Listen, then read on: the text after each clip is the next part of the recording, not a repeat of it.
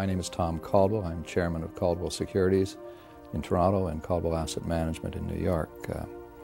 Many years ago, I decided, as a result of a whole series of events and very positive inputs, to accept Jesus Christ as who he says he is. And I've tried to run my life with that touchstone at the center of my being ever since. I don't know that I've done it well every day, but it's a compass.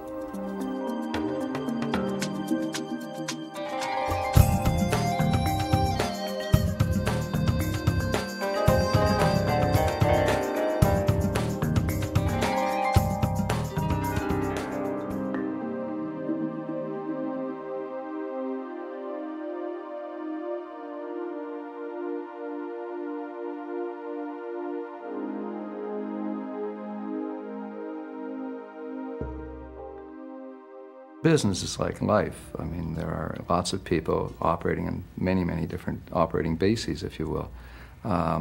Business itself has to be a win-win-win-win four-win situation. It has to, otherwise you're a bank robber. So you're there, hopefully, trying to provide a valid service at a reasonable price. That's how you get to stay in business.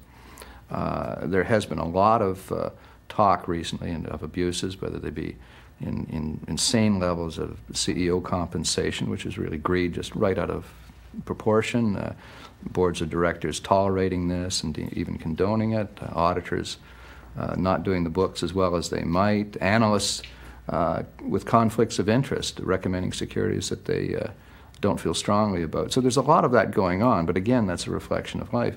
I think, without trying to paint myself as a hero here, I think the vast majority of the people I've met over the years in business try to do the right thing. The problem is that everybody's capable of rationalizing their own behaviors as right and good. I grew up in the West End of Toronto, Windermere Avenue, actually. I went to Runnymede Public School. I always say I grew up in an insane family, and the reason I say insane is the word dysfunctional hadn't been invented yet. My father was an extremely violent alcoholic. He passed away when he was 47. I was 13 at the time. And that, there was a momentary sadness, but I remember a sense of great relief that we had a shot at normal, whatever normal happened to be. I'm still working on that. I always used to say I never got a decent night's sleep till I was around 13 or 14. I remember the violence, and very often I was up in the middle of the night trying to get in between my father and my mother and trying to protect her to the best of my ability. And I was not laughing the other day, I was commenting about his belt. I remember being that height of his belt. The first time, that was my first memory of that sort of thing, trying to push him back. So it was pretty traumatic as you went on. But you know, we humans are quite resilient in the things we experience, and you take some scars with you for a very long time, maybe some through their whole life, maybe some of my attitudes and behaviors. I tend to be very quick to react because I couldn't hesitate in those days. Even if I was frightened, I couldn't hesitate, and I find that tends to make me too quick to react, sometimes verbally, and I hurt people, and I have to apologize for that. So there's still, you know, I blame it on that, should I say. I blame my behaviors on my past, but I'm responsible at this stage of the game in my life. You know, when you grow up in that kind of environment, you tend to feel not as good as. You tend to feel people are looking down at you. I went to Sunday school a couple of times, and even as a young child, I felt very odd there. I wasn't particularly happy. I remember once my brother, who grew up, my mother was remarried and grew up in almost another family. We're all in the same family, but I remember I rode him to his Sunday school picnic and with one of my friends. And I remember the minister came over. We were lined up for pop, and I remember he said to me, "But don't give those two boys a drink. They don't go to our church." And I remember that capped it for me. He didn't know his own scripture about giving a cup of water.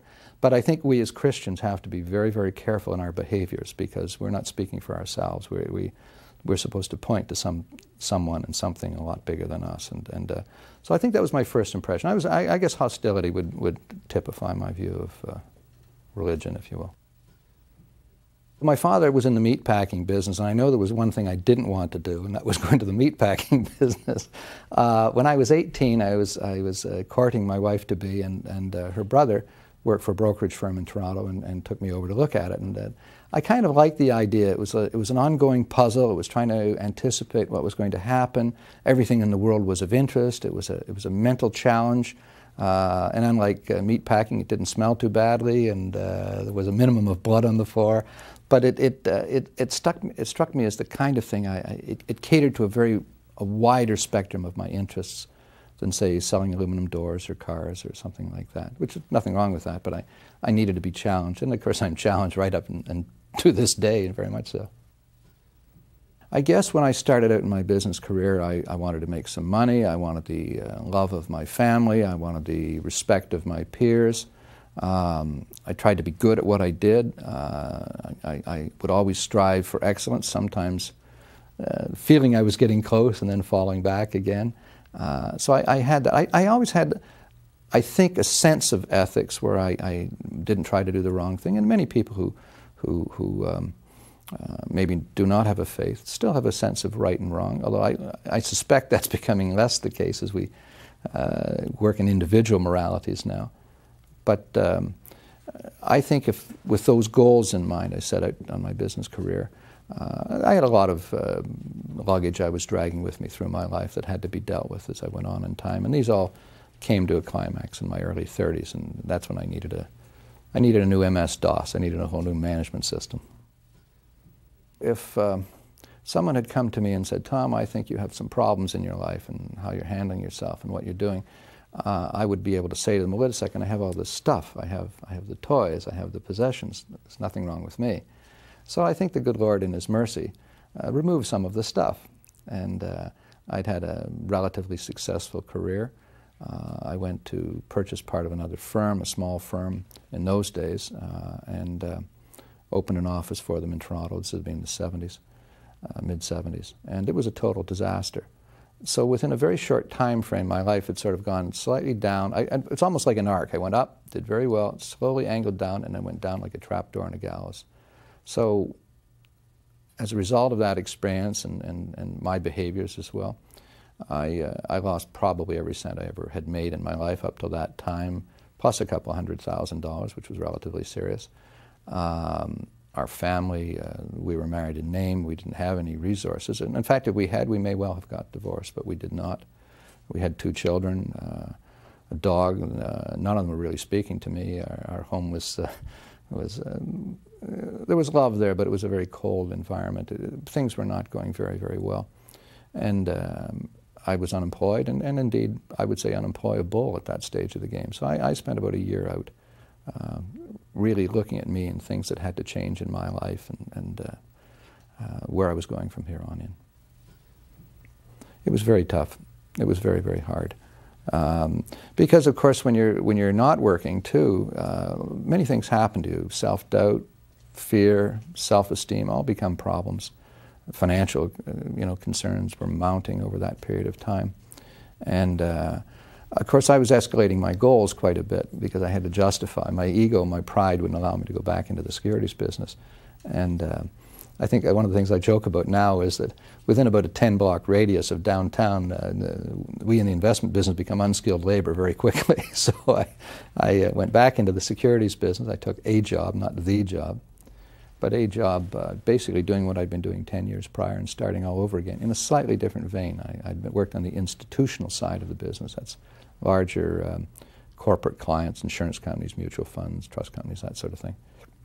And went over to deal with individual clients, which I enjoyed a lot more because I was talking with real people and hopefully trying to help them with real financial problems. So that was the starting point, getting a job. It was starting to dawn on me that I was not the center of the universe, and a good thing too. I think I had accepted the fact that God was there, He was big and out there someplace, and probably quite put off at me.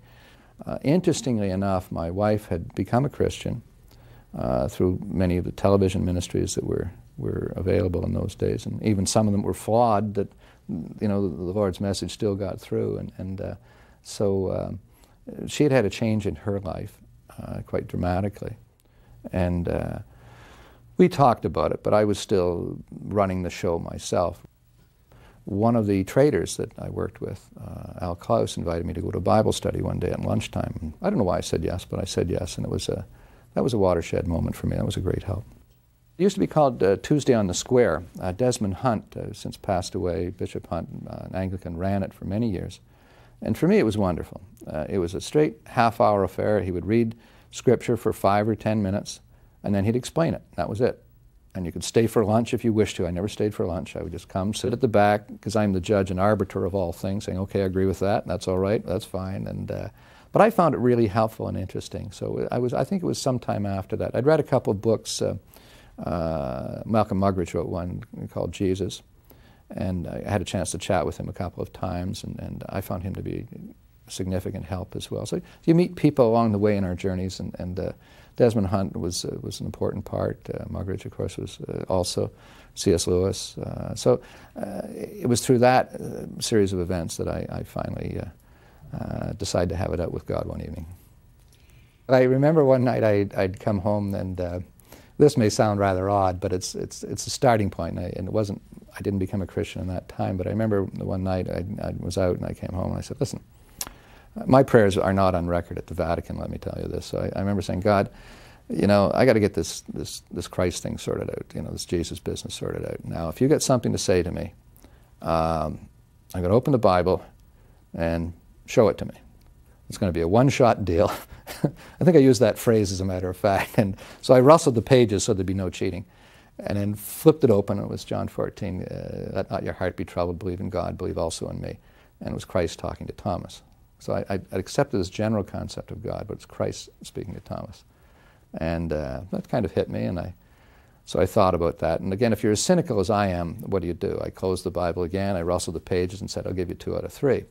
And did exactly the same thing with exactly the same response. Bang, right there, red letters.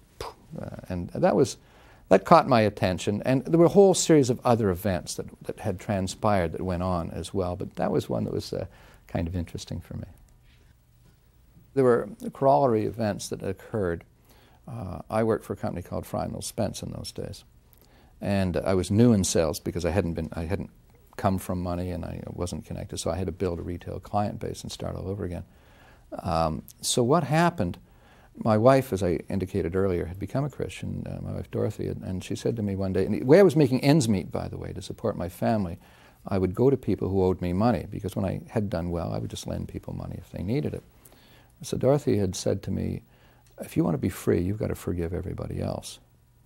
And I said, what do you mean? She said, you've got to go and forgive everybody that owes you money. And I thought she was quite off the wall, frankly. But the ice was so thin for me in those days, I just did what I was told anyway. So I went to see one fellow in particular. He owed me about $4,000. Now remember, we're talking close to 30 years ago, and that was a fair amount of money. So I went to see him, and we met in the old Royal Trust Tower in King Street. And I said, here are your markers back. You don't owe me a cent, and we're square. And if you win the lottery tomorrow, that's fine. I'd rather have you as a friend. Now, he thought I was insane. I thought I was insane. And I remember I turned around and I walked away from him, and it was like a weight came off my shoulders. It was just whoosh, this thing was gone. And I remember I said to myself, thank God I'm out of that one. It's as if I paid off the money. And I felt like a winner. That was really a key point in my life. I felt like a winner because losers didn't do things. And I really felt like a loser up to then. I'd lost everything and I was starting again from scratch. So I got my reward. I felt like a winner, and I had this weight off my shoulders, and I was free. And that really was a very impressive thing. But, you know, there was a side part to that. About a very short time later, my boss, Bill Reed, called me in, and he said, we're merging with Burns Brothers in Denton to form Burns Fry in those days. And I said, how does this affect me? He said, well, you have a debit. That is, I hadn't earned the commissions I was collecting. And I knew how much it was. I said, how much is it? He said, it's $4,000. And we don't want anyone going into this merger with a debit. And we're going to wipe off the $4,000.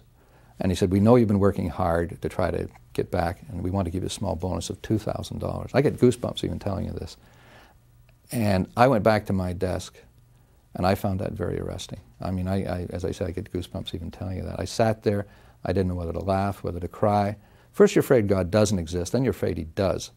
And I found it very, very arresting. So I had several events of that type. So, just if you're paying attention, things are happening that are encouraging along the way. My struggles are always me.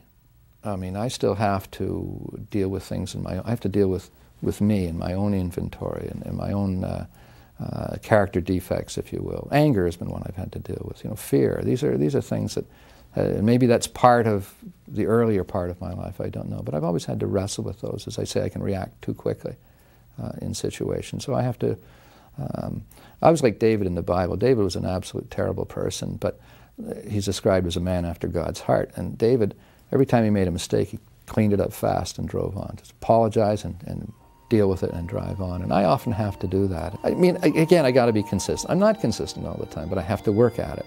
As I say, I have a compass. I know what's right, and if I make a mistake, clean it up and drive on.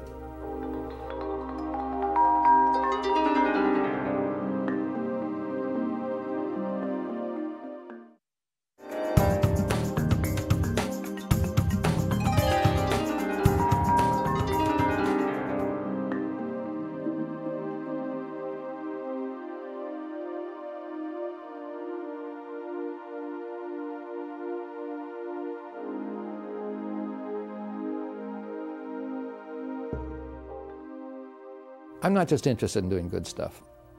There are lots of people around, there's lots of money to do good stuff. There's not a lot of money around for Christian activities.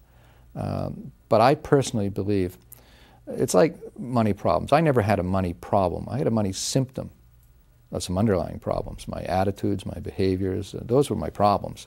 It was reflecting itself in a financial situation. What I want to do, I want to help somebody, but I want to get one layer lower and get into the real core of the problem. We all need help with the day-to-day events and getting through this, and we'd like to help out financially. But I like to point to the Lord. I mean, it doesn't matter to me whether the person has a faith, a different faith, no faith. That's not the concern. I want them to know I'm giving a cup of water in the Lord's name.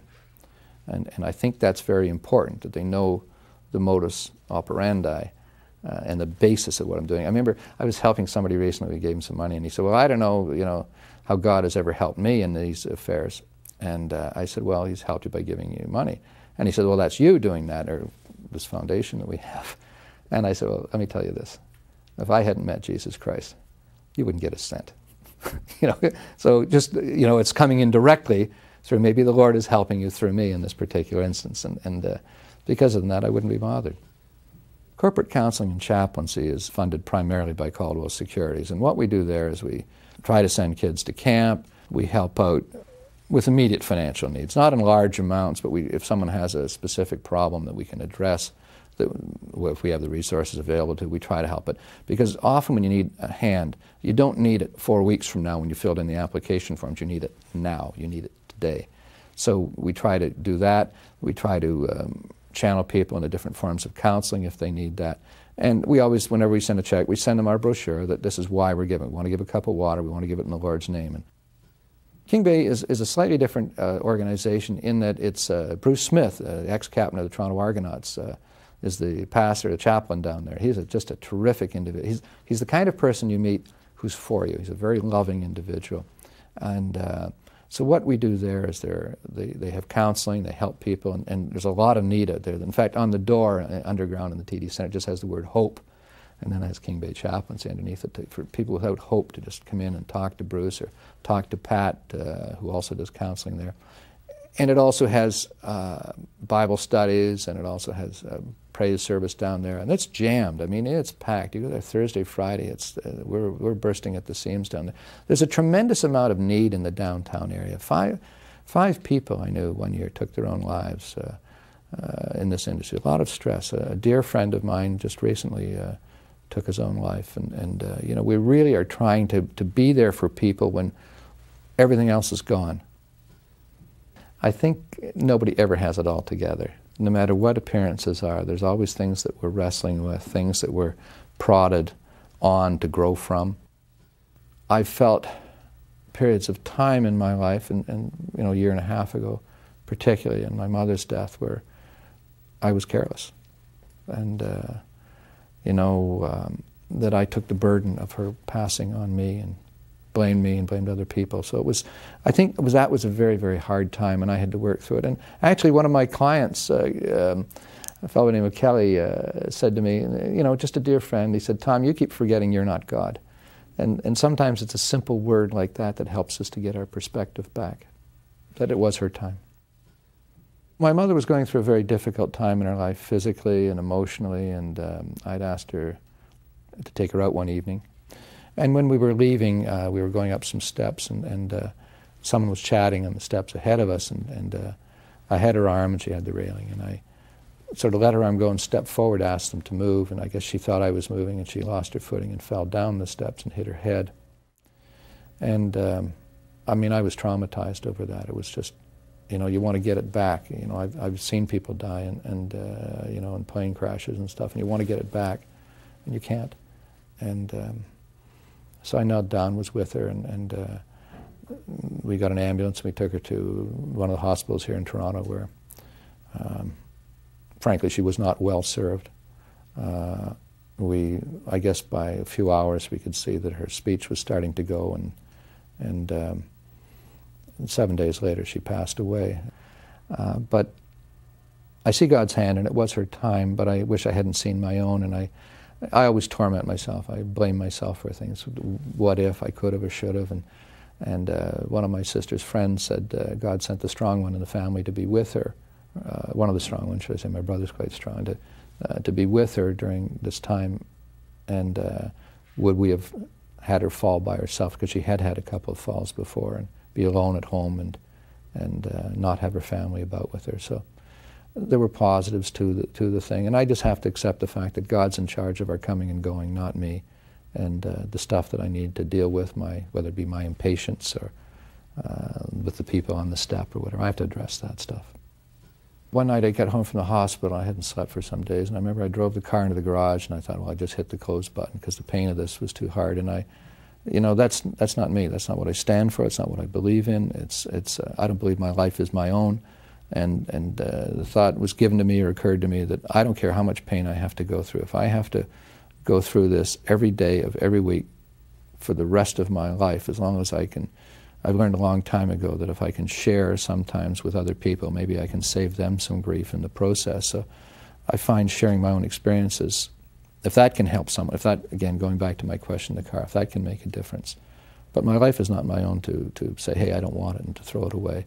I have to struggle through, and one day at a time, or 1 hour at a time, or 10 minutes, or whatever I can handle. And it was a very hard time, but you know, I think we're all confronted with the decision: do we want to live, do we want to die? And if you're going to live, it can't be necessarily for money or ambition or greed. I think it's got to be for other people to some degree. Sometimes being a Christian is construed as negative, and frankly, many of us Christians are very poor examples of what we'd be standing for. You know, I don't tell people at the end of a telephone call, take care. That's a terrible thing to say to someone. Don't take care. Go out and make something happen. But usually at the end of a conversation, I say, well, God bless you. And a fellow I ride motorcycles with, a Jewish friend of mine, always ribs me about that. And I said, it's like chicken soup. It's not going to hurt you. And so I think we respect where each other are, where we're coming from. But it's the living of it. Words don't mean anything. It's what do you do day by day.